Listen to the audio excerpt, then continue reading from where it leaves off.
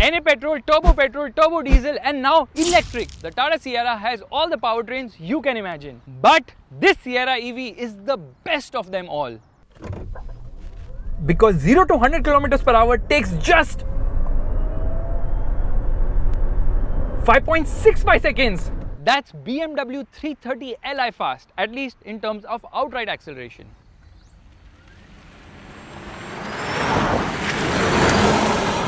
But it's an EV, so can't compare pure internal combustion engine bliss to battery power. Because it's not about how fast you go, it's about how you go fast. Not to forget that the problem with EVs is that they depreciate very fast because resale value is tied to battery health. And that's why if you are looking to appreciate your money, you should buy US stocks. But why US stocks? Because US companies have global reach and perform really well. Let's take an example. Rupees 1 lakh invested in Tesla 10 years back is worth around rupees 27 lakhs today. But Tesla is a US company. How do you even invest in US stocks? Using an app called InMoney. But is it legal to invest in US stocks from India and through InMoney? Yes, it is. As US stocks are expensive, you can do fractional investing on InMoney, wherein you can buy part of a stock with just rupees 100. As the full stock grows, your part also grows at the same rate. Or you can do SIP in individual US stocks or ETFs from as low as rupees 500. Also, InMoney gives you ready-made tax reports for US stocks in its tax center, making it easy to file your income tax. Onboarding on InMoney is quick, easy and a smooth process, and they don't charge you anything to open an account. So, check the link in the description or the pinned comment to download InMoney right away. Coming back to the Sierra EV, let's first look at what's different in this car when compared to the ICE version.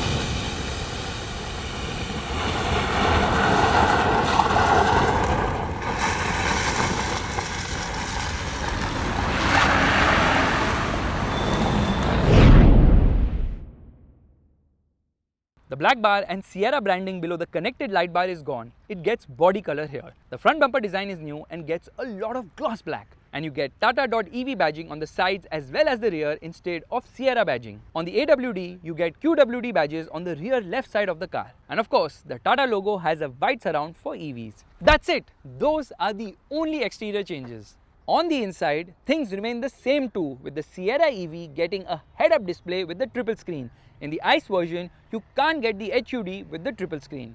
Other changes include a 4-way powered co-driver seat on the top variant, which means there is no boss mode in the top variant. It's there in the lower variants though. Tata Motors has added a few more features in the infotainment system like Dolby Atmos support with wireless Apple CarPlay, EV route planner for Android Auto, wherein Google Maps estimates battery state of charge along your route, air console games which even lets you use your phone as a game controller, ionizer in the air conditioning, Drive Pay, which lets you pay for charging via the infotainment system, ambient light in the roof, and a 540-degree camera, which is basically a 360-degree camera with transparent view. The Sierra EV also gets a terrain mode in the AWD, NFC key card, and the same key as the Harrier EV, which has really hard buttons. It also gets auto park function, and there is a summon mode too. And there is reversing assistant too, a feature which has been taken from a BMW. In the trunk, you get a button for activating V2L and V2V, which works at 3.3 kW for vehicle to load and 5 kW for vehicle to vehicle. Meanwhile, in the front, you get storage. 55 litres in the rear wheel drive and 35 litres in the all wheel drive model, which for reasons beyond my understanding has been branded quad wheel drive. No, this car doesn't have 4 electric motors. The charging port has an illuminated ring to tell you the charging status. That's it! The rest of the car is identical to the ICE version, which means it is very feature loaded, quite spacious, and has the best interior of any Tata car yet, nano aside. But what you really care about is how it drives. So what are we waiting for? Let's give it the beans.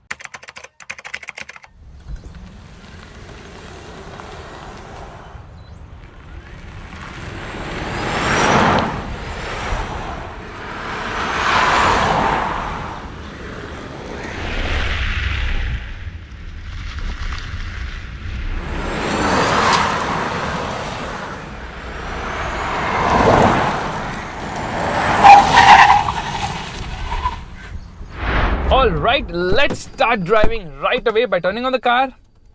Chalo ho ja bhai. Look at the way the widgets spin. Let's turn on the air conditioning. Yeah, I'm not still used to this touch panel. And even though the front emitter is not on, the front windscreen is getting a bit fogged up. That's kind of weird. Meanwhile, this gloss black material here is getting scratches already. And there is reversing assistant, which weirdly will not shut unless and until you come to a complete halt. Usually you just move the steering, it cancels it, but not here. Straight away I come into drive. This is very fidgety to use because you can't change the gears fast. I mean reverse and drive, you can't do it much fast. And let's turn off the hazard lights and off we go. So right now we are in city drive mode. I have to save battery before we come into the bonkers drive mode.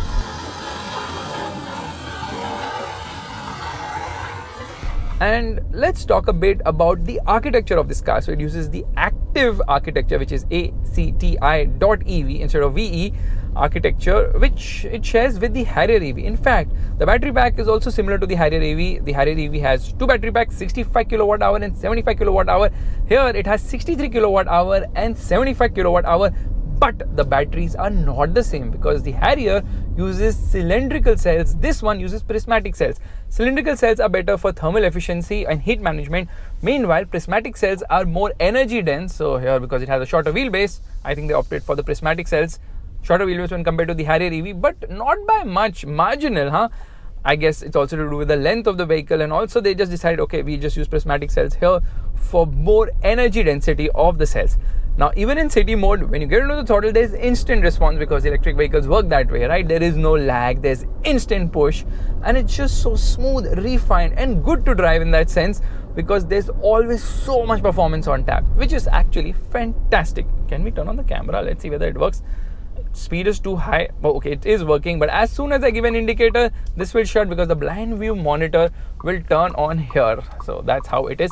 Steering is actually light in spite of the fact it's heavier because of the weight of the battery. You don't really feel it, so it feels kind of light. And when compared to the Harrier EV, this is 200 kgs lighter, and that's the reason it's more efficient and it's faster by half a second to go from 0 to 100 kilometers per hour, which is considerable. Turn on. And then I gave an indicator and it turned off. But why is the blind view monitor taking so long to wake up? I think it's sleeping. So let's talk about the battery packs. Okay, firstly, the 63 kilowatt hour only comes with rear wheel drive. It has a rear electric motor which produces 238 PS of power and 315 Newton meters of torque. Meanwhile, the bigger battery pack is actually less powerful. Yes, the 75 kilowatt hour battery pack produces only 209 PS of power at the rear motor with a torque output of 315 Newton meters, but it also gets all-wheel drive, wherein it adds a front electric motor resulting in 140 PS of power on the front wheels. The overall output is 306 PS of power. I'm just going to keep turning on the camera the whole day. Yeah, so 306 PS of power and 504 Newton meters of torque. Now, the reason they have reduced the output on the rear motor for the bigger battery pack is I think there isn't much space for a bigger electric motor because of the bigger 75 kilowatt hour battery pack. LFP batteries, obviously. So in terms of the way the car has been designed, it feels very smooth, refined, and doesn't feel like it is not a born electric, because I think they've designed it from scratch, the whole Sierra, with electric in mind, with diesel in mind, with petrol in mind, with everything, like NA petrol in mind. So all that has been thought through very well. Now, in terms of performance, obviously it's an electric, so it's bonkers quick. But what's the most impressive thing is that it feels really smooth, refined, and the modes, they just work. So there are multiple drive modes. Firstly, in terrain modes, I can obviously change it through the usual ones, like there is snow grass, ouch, yeah, there is mud ruts, there is sand, there is rock crawl, and then you can customize it as well. However, the other drive modes are city, eco, there's obviously sport, and the quad wheel drive or all wheel drive actually has a boost mode, which gives it the bonkers performance. Ride is not good here actually, because they have obviously stiffened things for the heavier battery, resulting in a bit of firmness to the suspension, and there's a lot of noise you can hear. Wind noise, road noise can be heard. But the bigger problem is that around 80-90 kilometers per hour. There's some wind noise that can be heard as well. With electric cars, that's an issue. You tend to hear a lot more inside the cabin because there's no sound of the internal combustion engine, because there is none here. It has got acoustic vehicle alert system which can be turned off, which basically alerts people around that, the car is coming, be a bit careful.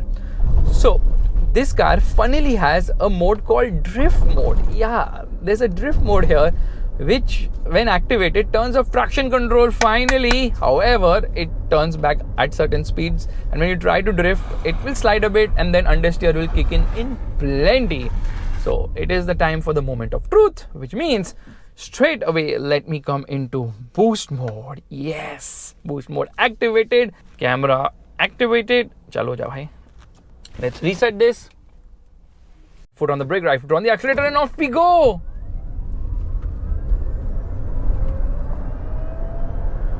That's 0 to 100 kilometers per hour in 5.66 seconds, which is actually faster than Tata Motors claim, which is unbelievable. That is really very, very, very quick.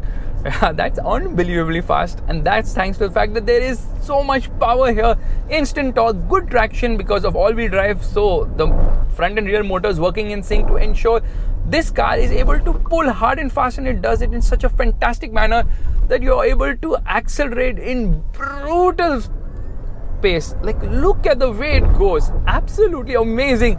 Get on the throttle, it does not hesitate. Now obviously in boost mode it's going to deplete the battery very, very, very fast, and that's the reason boost mode only works till 50% SOC, state of charge. You drop below 50%, boost mode no longer works. In fact, you drop below 10% and only city and eco modes work, and the car is limited to just 80 kilometers per hour. Below 5%, the car is limited to just 60 kilometers per hour. And you know which modes work there? I don't know which modes work, obviously the city and eco ones, but the AC does not work under 5% battery. So that's something you have to also factor in before thinking that you can deplete all the energy from the car. Now regen braking is obviously there. Right now it's on L1, so using the paddles I can change it. There are 4 regen modes, so that is L3 right now, and when I'm in L3, you see the car slows down. Does it have one pedal driving? I don't think so, because I think it's just going to cruise at around 7-8 kilometers per hour. Yeah, that's it. That's the cruising speed once you get into the highest regen mode. Okay, let me just stop. Let's see if we can go any faster. Left foot on the brake, right foot on the accelerator. Let me just turn off the regen thingy and off we go. You can clearly hear the motor noise. 0 to 100 kilometers per hour in 5.7 seconds. So yes, again, faster than Tata Motors' claim. This is very fast, very quick. But then obviously it's electric, so that soul is missing here. But there is no denying the fact that this has a lot of grunt. Superb in terms of performance. You will never ever complain about the lack of performance in a Sierra after driving this car, because it's just so freaking damn fast, which is a bit of a problem around the corners, because when you push it hard around the corners, you realize that it's a bit of a handful, just like the Harrier EV. So let's do the brake test. Someone's phone has flown today. Oh, brakes are actually good.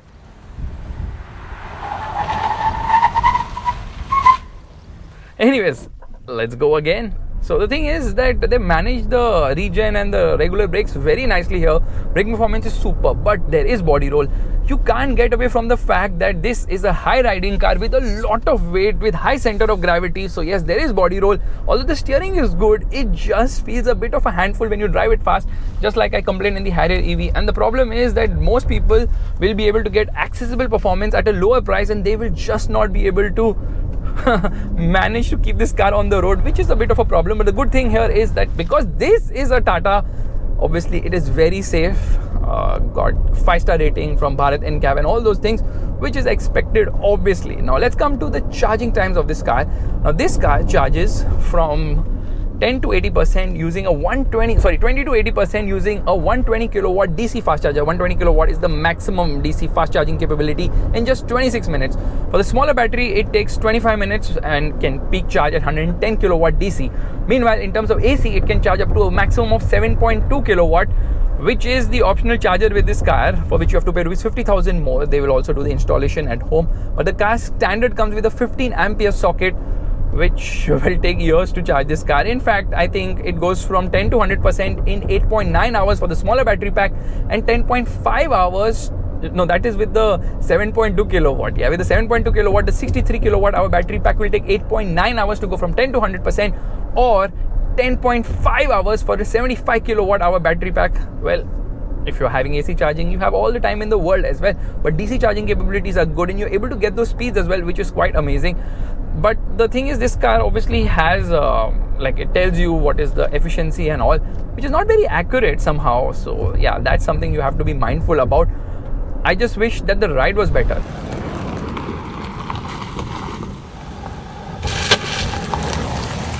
Now, obviously it has got frequency dependent damping, which is good, but the 19-inch wheels with low profile tires don't really help the cause of this car with the firm suspension setup. However, I think lower variants with 18-inch wheels will ride better because of the higher profile of the tires. That said, why is the steering never aligned in a Tata car? You go over one bump, now the steering alignment only shakes all the way, which is an issue here as well. Look at it. If I point it straight, I will just go right. So this is something I've experienced in almost every Tata car. This is something which a lot of Tata Motors car owners have complained about, but Tata Motors hasn't found a fix. Unfortunately, this thing needs to be resolved, and it needs to be resolved ASAP. Now the thing is, I'm trying to look on the right side. There's a lot of blind spot because of the design element which they had to carry forward.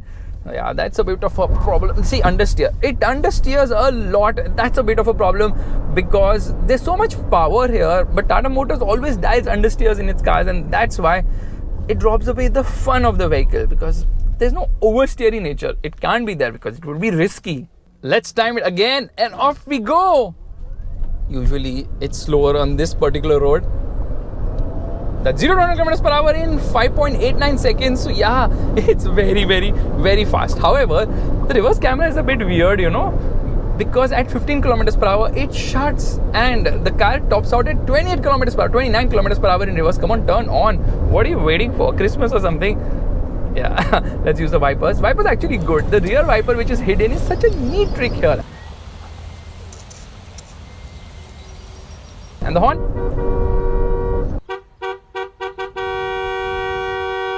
Horn is actually good, I think. Meanwhile, I want the car steering to align. When I center it, obviously I am going all the way left, and this is something I don't know why Tata Motors is not able to solve, because this is a pain. I know people who are like, you know, keep going in bumps, it might correct itself. That also happens. Now, in terms of the ADAS features, they work really well, smoothly done here. And the QWD variant with the dual motor setup has 52% gradability, which is actually quite impressive. Ground clearance 205 mm, which is more than ample, I feel. And when you come around the corner, that ground clearance also hampers, because obviously the car wavers around a bit. It's not very stable as such, because you're not able to point and shoot this car. But considering the weight, considering the usage of this car, obviously I'm expecting a lot here. Now, what does Tata Motors claim in terms of the range of the car? Well, they say that the smaller 63 kilowatt hour battery pack will return 440 kilometers of range. Meanwhile, the 75 kilowatt rear wheel drive will return 510 kilometers of range, and this one, which is the quad wheel drive, the dual motor setup, will return 480 kilometers of range. Actual claim is 624 kilometers, real world claim is 480 kilometers, but actually you will get somewhere around 420 to 450 kilometers, again depending on your driving style. However, this car comes with lifetime battery warranty. But wait a second, lifetime here means 15 years. Still, the life of this car is much longer than non-E20 compliant cars, because after you fill ganne ka juice in your car, you are screwed for sure. Overall battery warranty, like I told you, lifetime. However, for the electric motor, 8 years or 1.6 lakh kilometers. Meanwhile, the vehicle and other parts have a 3-year 1.25 lakh kilometer warranty, which needs to be better for sure. Motor sound is so vocal. Let's do it again, but this time I'm going to come into sport drive mode to see what's the difference, and off we go. And that's 0 to 100 kilometers per hour in, come on, 6.4 seconds. So you can say around half a second slower because of this particular mode, the sport mode. So boost mode really helps, and you can only get it with the all-wheel drive variant. There is no boost mode in the lower variants, unfortunately. However, you get the top variant in both rear wheel drive and all-wheel drive configurations. Tires screech a lot. You need to invest in tires in these EVs, because obviously with all that torque, you wheel spin a lot, so you need to change tires very quickly as well.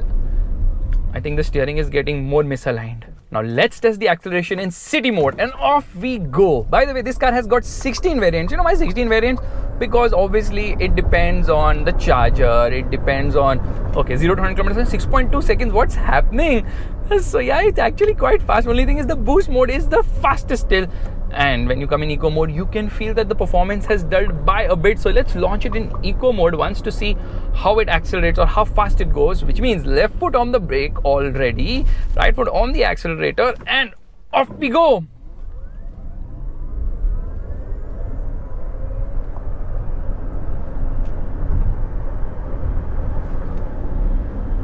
Why is this thing sleeping? What's wrong with you? Every acceleration means I am depleting a lot of energy. So let me try this again. Yeah, and off we go.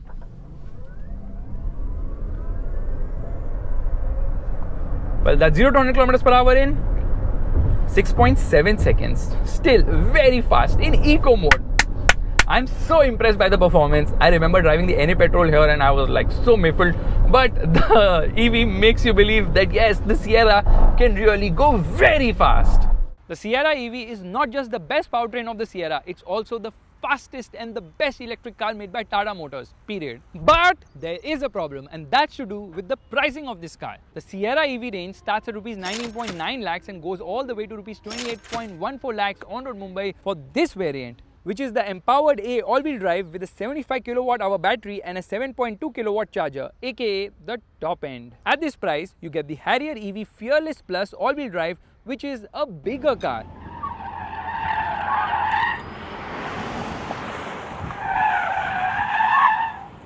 You also get the top-end non-Batman Mahindra BE6 for similar money.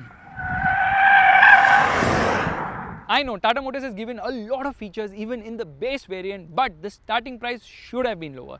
Probably Tata Motors did not want to cannibalize the sales of the Sierra Ice, and that's why they're charging a much bigger premium for the EV version than they should have. And on that discovery, it's time to end. Thank you so much for watching. If you like this video, make sure to give it a thumbs up, that's a like button, and don't forget to subscribe to the channel.